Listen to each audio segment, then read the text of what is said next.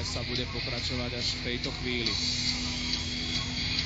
Hostia s miernou prevahou celkovo na vhadzovaniach, ale mimoriadne si polepšili v druhej tretine tejto hernej činnosti.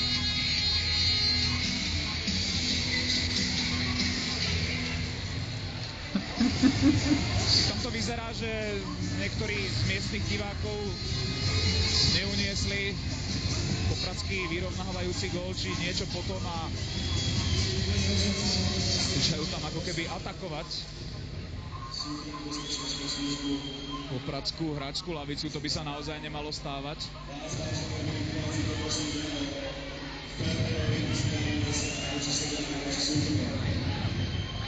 Odvaha spoza plexiskla. Neviem, ako by to dopadlo, keby sa s trénovanými Botakrancami stretli z očí v oči. Jednoducho takéto situácie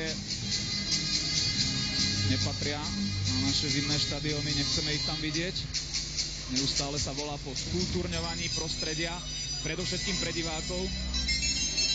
Či si to niekto takýto zaslúži, posúďte sami.